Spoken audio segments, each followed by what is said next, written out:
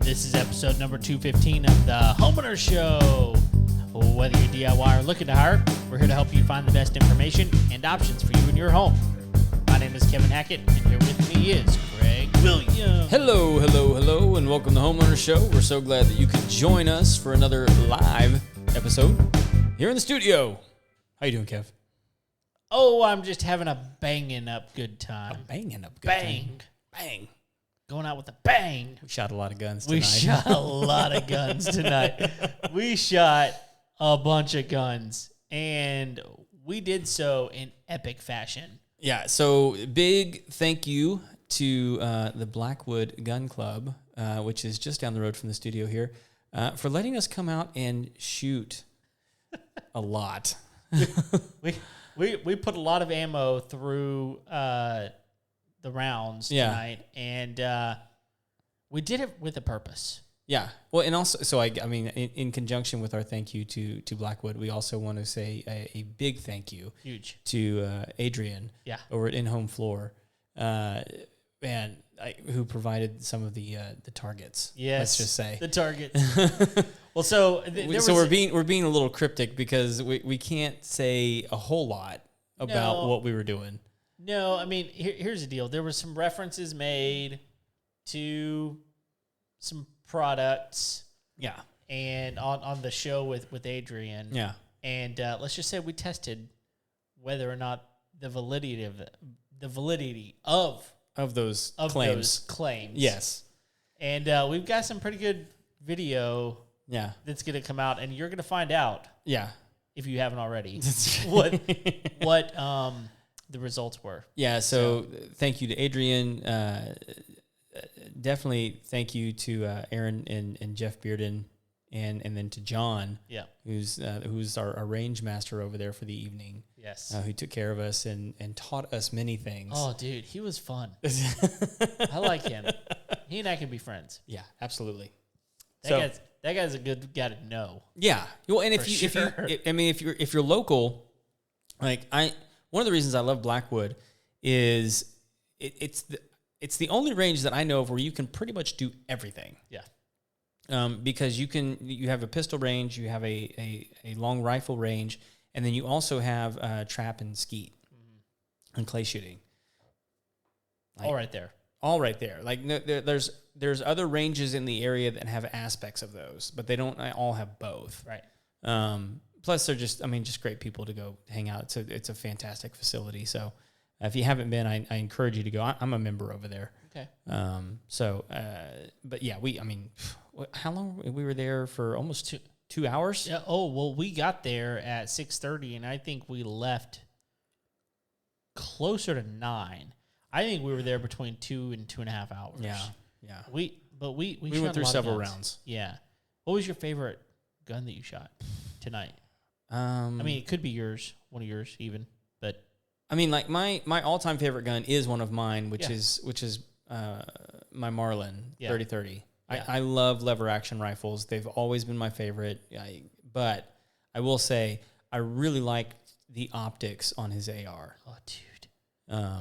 And it was fun to shoot. Yeah. It was really impressive to stand behind somebody else while they were shooting. And it wasn't like the typical AR that you think of. No, it was modified. He completely custom built this thing to look like something off of a video game, basically. Yeah. But like he had Call of Duty, I think is what he said. Call of Duty.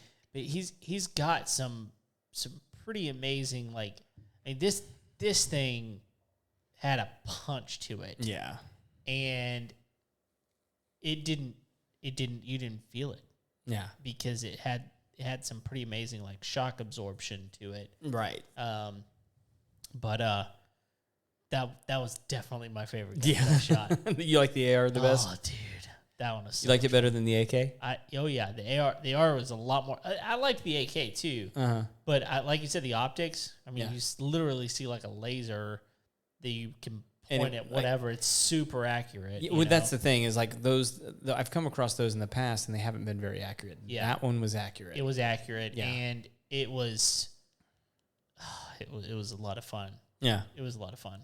So So cool. we had a good time. Yeah, we're going to be releasing quite a bit of content from this evening's activities. So hopefully you guys will be able to tune in and enjoy some of that. Yeah, no doubt. I also got to give a shout out to my buddy over at HEB because he hooked me up with hooked me on these new 1877 mineral waters. Yeah, and they have the flavored ones. Oh, yeah, lime's my favorite, or lime and grapefruit actually. They don't have grapefruit. Okay. Well, that I know of. But the lime's really good. Lime is very good. The one that I got, so he told me that his favorite was the lime, so I got the lime. They also have a mango flavored one, which is really good. Okay, I like that one better than this one. Interesting. This one, I mean, it kind of has like a margarita kind of a. It's not sweet, sure, but like it has that lime. Yeah. So anyway, HEB. I mean, like this is their answer to Topo Chico. Yeah. And like half the price. Yeah. And like it's just as good if you ask me. So, cool. I mean, I like Topo Chico, but yeah, this one's, I mean, it's just as bubbly. I love it. Yeah. Cool. So we're gonna generator it up tonight. So you had some upgrades done to your house? Yeah. So it's always fun when we have content about the show that it's mostly self-survey. Stuff we do. Yeah, it's stuff that we do. Well, here's the deal. We're not completely done. We'll get into that in a minute, but okay. I've always, since we moved to Houston, mm-hmm. I've wanted to have a generator. Okay. Because we have hurricanes. Right. And even when we don't have hurricanes, we got weird ice storms that happen. I don't know. Like there's always something. Sure. And the potential for the power going out is high. Now, I will say this.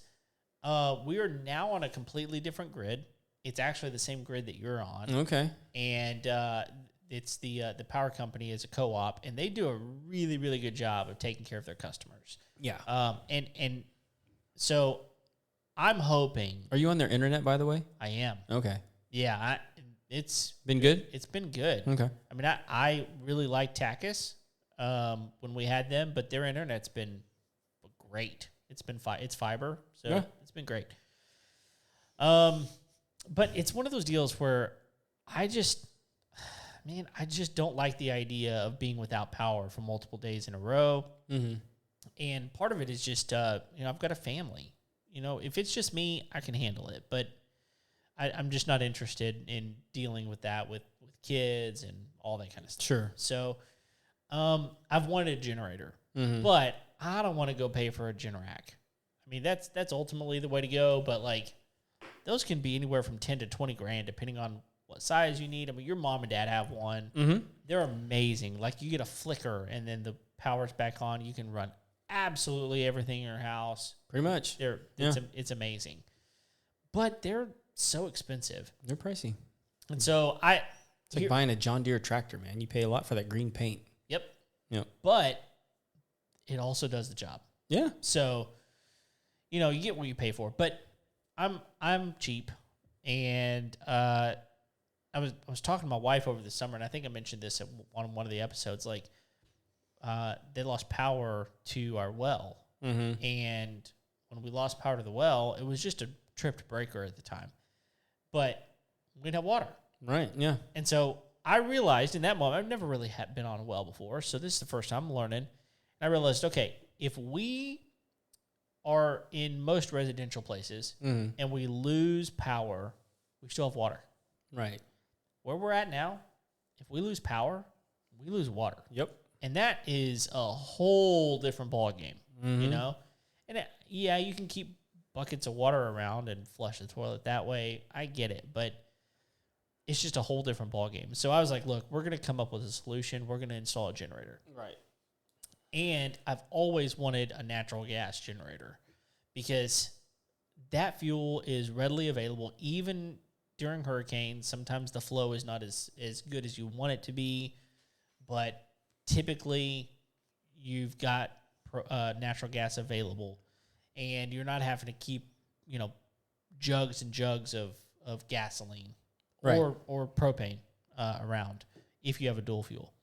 So I found one. Most of the time, whenever you get into like what's a tri-fuel generator, which mm-hmm. is what we got is gasoline, propane, and natural gas, is the natural gas part of it is kind of dinky.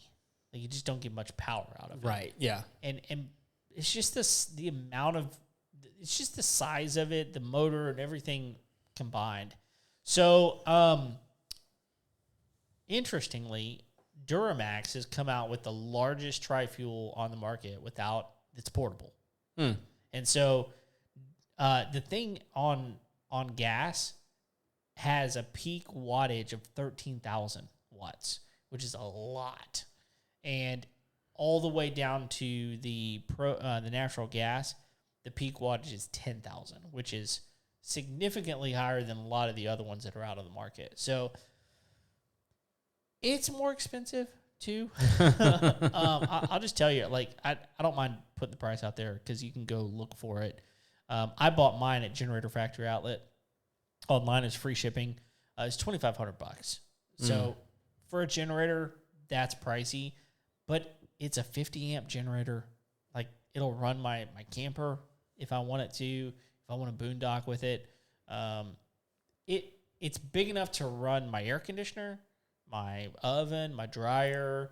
Like it's big enough to run anything I need it to. Like individually or simultaneously? So I should be able to run my air conditioner and all the lights in my house, and I don't really know. I'll have to do some testing, but I'm guessing that if I need to run my dryer, I'll probably turn the air conditioner off. Okay. But I mean, some of these generators are not big enough to do that with. Right. And here's what the issue is. If you don't have it set up in your house to be able to plug it in on the outside of your house, then what you're doing is you're just running cords. Right. To your refrigerator. Extension cords to your refrigerator, to your washer, to whatever it is that you need power, right? You're running extension cord outside because please don't put your generator inside your house. Yeah. It's a good hot tip there, Kev. People do it, Craig. People do it. But like, it's just, it works for the essentials, right? But like a big deal that people are doing now is they're putting on these transfer switches onto the outside of their house where you literally plug your generator into a switch, like an outlet on the outside of your house, and you can run your entire house off of it. Right. But you got to be careful about how this is done. And so what I did, there are a couple of different ways you can go. And this is kind of what we want to get at tonight, is you can do a transfer switch with a separate breaker box to where you've got like anywhere from 5 to 10 breakers that are dedicated to your generator. Right. And those are what you get. And you have to dedicate them. Yeah. So you get whatever circuits, whatever lights, whatever, if you want to put your air conditioner on it, you can, but that's it. Right. Well, if you open up my sub panel or my main panel, I've got a main panel and sub panel. You open up my main panel, dude, there are a ton of breakers in there. And not only that, they're all doubled up. Every single one of them is doubled. So what does that mean? So, okay. Inside your breaker box, you've got poles. So you put a breaker on a pole. So like a 15 or a 20 amp, you're going to put on a single pole.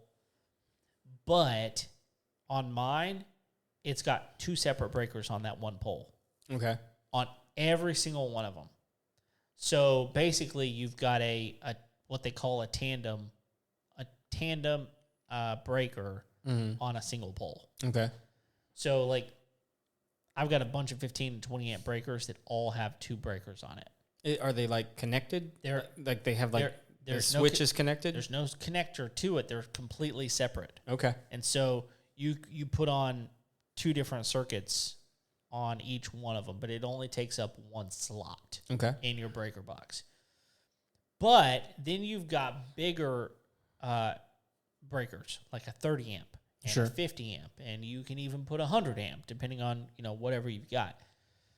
But typically a 50 and a 30 are typical. So a 30 is going to be like your oven, your dryer, and those sorts of things. My well is on a 30 amp breaker. Okay. Then your air conditioner is going to be a 50, right? But you need that on two separate poles because you need both circuits coming into two separate poles. Okay. That's just the way it's safer that way. So without getting into too much tech and stuff that I probably don't know what I'm talking about anyway. Same. Yeah. So, but you need those two separate poles. This is important. There's a reason I'm telling you this. Okay. So what I chose to do, rather than doing a completely separate breaker box with dedicated breakers, I've got so many breakers. I want to be able to turn on what I want to turn on and turn off what I don't want on. And I want that to vary based on the situation. Sure. So you put on, what I did is I put on what's called an interlock system. Okay. Okay, so the brand I used was Gen Interlock. There are other brands out there. This is just the one that I used.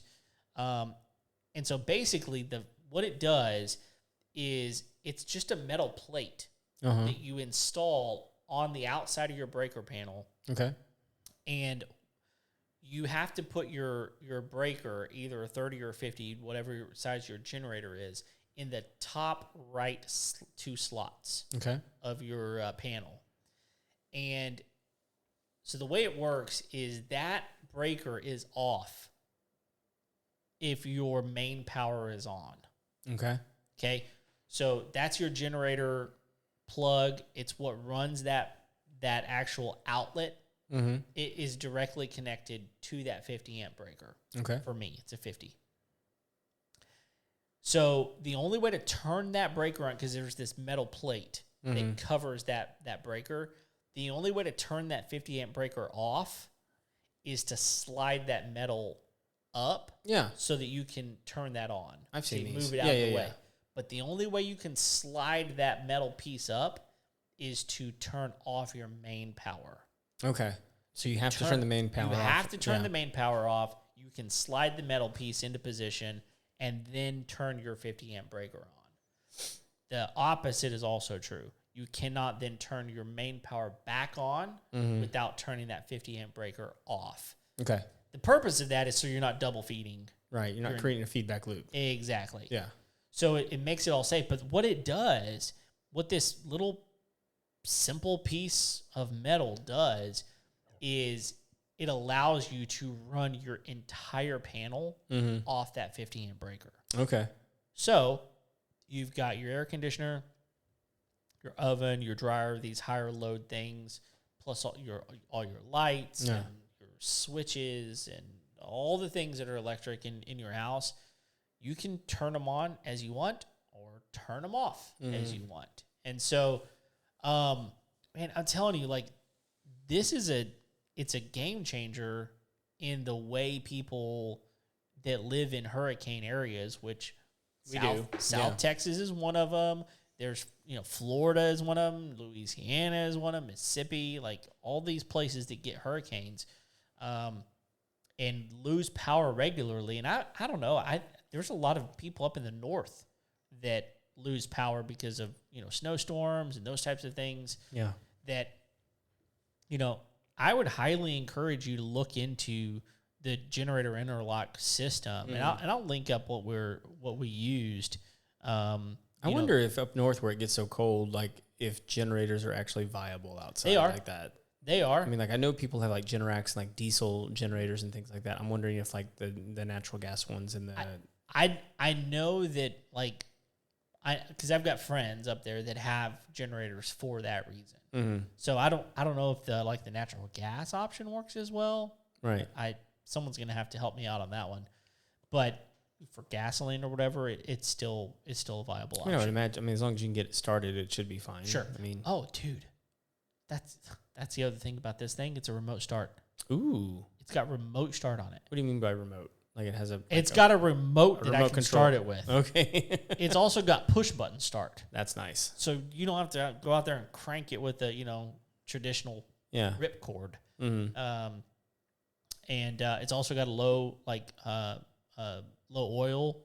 It'll sense and tell you about it. It's got a carbon monoxide detector on it. So if you're dispensing too much of that, it'll beep at you and tell you. what's going on. The thing's really, really. You would think it would do more than beep. I mean, like with a carbon monoxide sensor, it's like, why don't you just go ahead and shut off? Yeah. Well, it may. I don't know. Don't want to test it? I don't want to test it. Honestly, I haven't read about that as much to find out, but it may just turn itself off. I'm not sure. That beep will just slowly lullaby you into death. Yes. But anyway, so, the ability to control whatever works on your house and what doesn't is kind of a nice deal with this interlock system. They're easy to install. In fact, a lot of electricians have the kits. They'll just come out and do it for a fee. I actually had a friend who's an electrician come over and help me with it, and I bought all the parts and paid him a couple $100, and that's nice. Yeah, and just it wound up saving me. What would it have cost you if you didn't have a buddy like that? So I did some looking. It's anywhere from $900 to $1,100 around here. Okay, is the kind of the going rate, and what that comes with is typically with the interlock kit, the external outlet that you have to install. Right. Most of the time, it comes with a cord for your generator, so it comes with the actual 30 or 50 amp cord that you need to plug your generator into that outlet. How long of a cord is that? Typically, I think they're anywhere from 10 to 25 feet. Well, that's not bad. No, depending on... That's a good size. Good, yeah. And it's an expensive cable. It is. And I think it depends on who does it. Sure. And I think it comes with the breaker and then just the labor to install it. So, but you still got to buy the generator. You still got to buy the generator. And but other than that, you're pretty well set. Have you tried all three fuels on your... I haven't even turned it on yet. Okay. Because I've been waiting to get all this done. And this was the other thing I was going to say. It just so happens that where the gas line is at my house and where the breaker is at my house are on opposite ends. Ooh, that's not cool. And so I had to make a decision. I either had to run the electricity, put a 50 amp, copper line the way over to where my gas was, or bring the gas line over to where the breaker panel is. I'm actually curious as to what you did. Well, I would imagine the electrical would have been cheaper. You would be surprised at what copper costs right now. Copper is very, very expensive, and depending on what size you need, can be anywhere from $8 to $15 a foot. Jeez. It's so expensive. So, honestly, it was a wash at what was going to be cheaper. Oh, really? It was within like $100-$150 to determine which way you want to go. And so as I was doing the calculations, talking with the electrician, talking with the gas guy, which, by the way, I didn't know this for a long time. If you ever need gas, like pipe work done, plumber. Like whether it's a plumber. Yeah. I didn't know who it was for a long time. So those of you out there going, hey, I want to hook up, my gas logs in my fireplace. Who do you call? Call a plumber. Yep. Don't call the gas company. Nope. In fact, if you call the gas company, they won't know who to tell you to talk to. No, well, because they can't. They don't know. They can't. Well, they can't. Ethically, they can't refer plumbers. Okay, well, there you go. Either way, that's who you got to talk to. I mean, can you imagine if, like, the gas company decided to, like, refer a plumbing company? Jeez. Right? I mean, like, yeah. It would destroy everyone else's business. It would. So. Yeah. So anyway, ultimately, I decided to bring the gas over to where the breaker panel is. I think the electricity, like moving that over the plug, might have been slightly less expensive. Well, here would be my question: is does it move the generator further away from your bedroom? Okay. This was all part of the equation. And ultimately, it puts the generator next to our bedrooms if we do that. Okay. But there's a couple of things. One is just the sheer distance that we're having to go with it. there could potentially be a little bit of voltage drop. Oh, if you move if I move the electrical plug, line, yeah, the electrical line, it's probably not much. Probably not that it's going to make all that much difference. However, if it's any, I don't want that. Sure. I mean, we're talking about, another bedroom set of lights or something. Like, I want to be able to turn on the maximum amount of stuff that I can, right?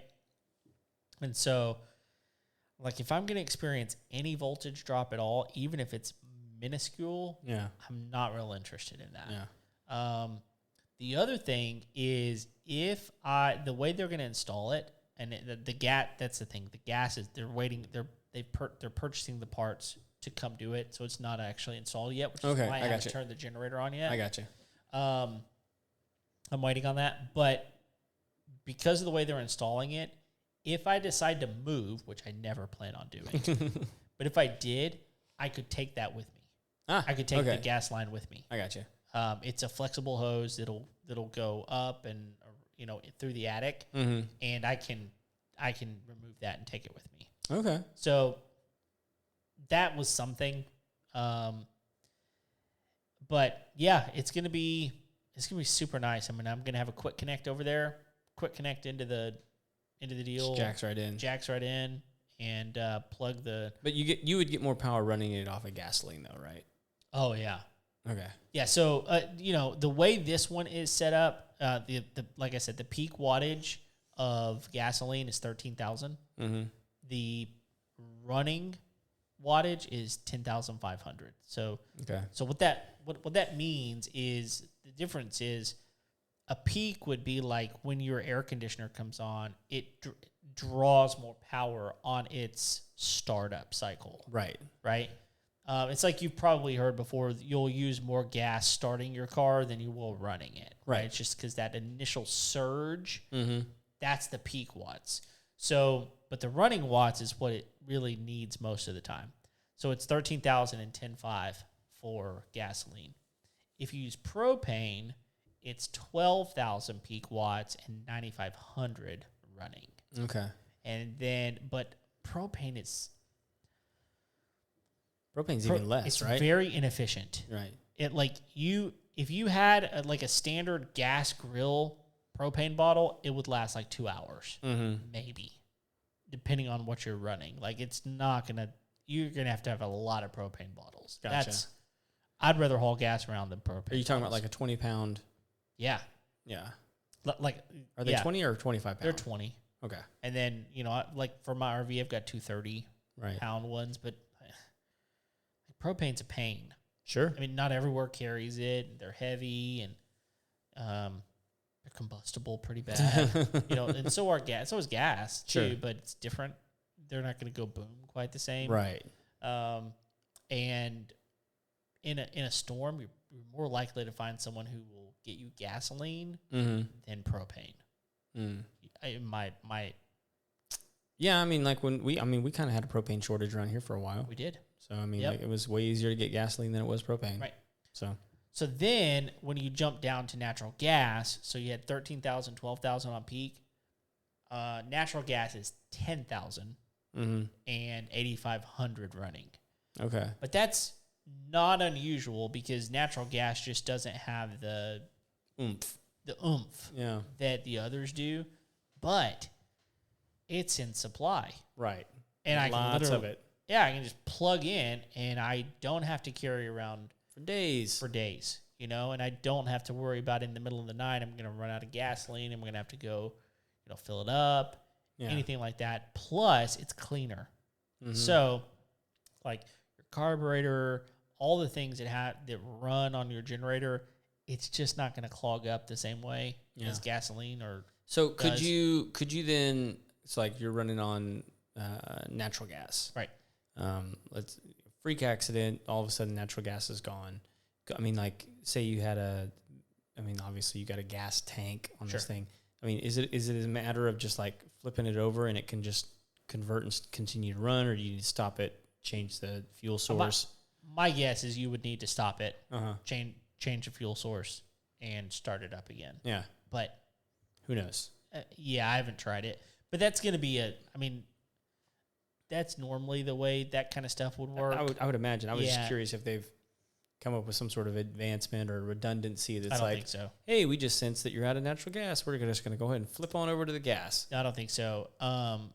But honestly, it's probably safer that way anyway. I would imagine, yeah.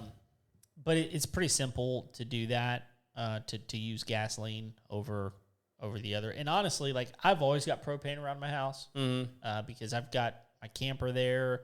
I've also got a couple of spare 30 pounds. So I've actually got 4 30-pound tanks at my house, plus a couple of 20-pound tanks. So I've always got propane around, and I would use it if I needed to. But this thing has enough power that, I mean, 8,500 watts is enough to run quite a bit at your house. Yeah. And honestly, you're probably going to be conserving. You're going to be using more fan power than you are air conditioning power. Yeah. And hopefully, I mean, during Harvey, it was hot. Yeah.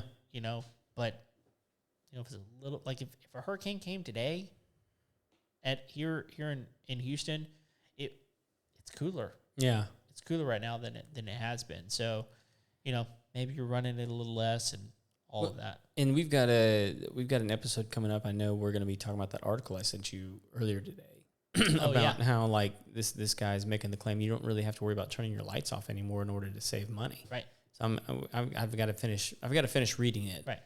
But I think we're going to dive deep on that one in an upcoming episode because I think that's worth talking about. It absolutely is. And look, so one of the things going back to my breaker panel, one of the things that was weird is it's so full that in order to put that 50 amp where it has to go in that top right slot, right? It's actually 2 slots. There was a 30 amp there, and I need to move it over to the other side, but I only have 2 poles to put it into, right? And I need to put 2 30 amp breakers in it. Well, that's called. You ready for this? A quad tandem 2-pole 30-30. Okay. So it's. I'm more impressed that you even remember that. I know. Thank you. I'm very impressive. So it's a quad tandem. So it means there's 4 actual switches in there. But it's a 2 30 amp breakers, but they have to be on 2 separate poles because a 30 and a 50 have to be on 2 separate poles to get both circuits coming in. And so the way they do it is they basically got 1 breaker crossing both poles in the middle and 1 on the outside. So it's got a 30 in the middle and a 30 on the outside. Okay. Does that make sense? No, but carry on. So basically you turn this one off and on, and you turn this one off and on. Okay, I got you. And so it's just the way they have to do it in order to get both poles in there, but also only take up 2 slots instead of taking up 4 slots. Well, the problem is with shortages right now, you can't find them. Oh, you can find a 30-20, and in fact, I did find a 30-20. And what I needed to run was my oven and my dryer because stupid me, I have last episode we talked about washer and dryer. Right. I have both electric and gas available for my dryer. I've always had an electric dryer. And when talking to people, they're like, look, if you always had electric, just use electric. I should have gone gas. Yeah. Because it was available, I could have done it. It's more expensive. Really? Yeah, it's like $200, $100 or $200 more to get the gas. Yeah. So much cheaper to operate, though. It's cheaper to operate, and honestly, I could have taken that freaking breaker out altogether. I wouldn't have needed it. Yeah. But I needed to put both of them right there. So with all the energy, so this is where I was going. With all the energy efficient appliances that we have these days, including like lights that are LED, and then your TV energy efficient. If you have an electric water heater, it's got energy efficiency. Refrigerator, even my washer and dryer have this energy efficient rating on it, right? Mm-hmm. So my electrician was like, okay, we're gonna try it. You got this 30-20 because that's all we could find. We're gonna try to put your dryer on it. Mm-hmm. Nope. It kept tripping it. Yep. Kept tripping the breaker. So we figured out a way to figure it out because I had the sub panel that had a slot in it. We figured it out, but yeah, I mean, your electrical is something that you probably don't want to do. No, especially working in a breaker box. Electrical scares the crap out of me. Yeah, man, like it can really mess you up. Yeah. So, but the interlock system really is. I mean, here's the deal. Let's say you turn on too much, it's just going to flip that breaker. Right. So you're safe with all of that, and you may have to walk outside in the rain if it's in a hurricane, and turn different things on, or maybe it's not raining anymore. Yeah, get an umbrella. It's not that big of a deal. It's really not. So that is one thing I'm gonna have to figure out is like housing my generator. Okay. Like I'm gonna have to figure out some sort of cover to put it under. A lot of people will like build a little like shed and like do a vent to pour out the exhaust. Yeah.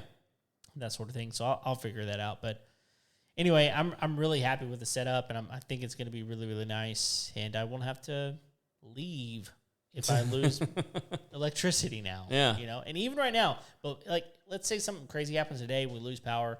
I can run it on gasoline until the natural gas is yeah. And I mean, like I think most of those have pretty big tanks on them. They do. Yeah. So yeah, I mean, I don't remember how big the tank is on the. But you can do a couple, like some people even have it to where like they have it siphoning from the. I think most of them have like a 10-gallon tank on them. They're pretty big, and it'll run for a while on it if I want it to. So anyway, I don't know. What questions do you have? Any? No, man. I think you covered all of it. Cool. So anything else? Right. I think that's it, man. For all of you out there listening, thank you for downloading today's episode, listening to us on the interwebs. Please go leave us a rating and review on Apple Podcasts. We would appreciate that very much. Click the like and subscribe button if you haven't already. Tell your friends about us because we are here each and every Tuesday. Until next time, we'll see you later. See you.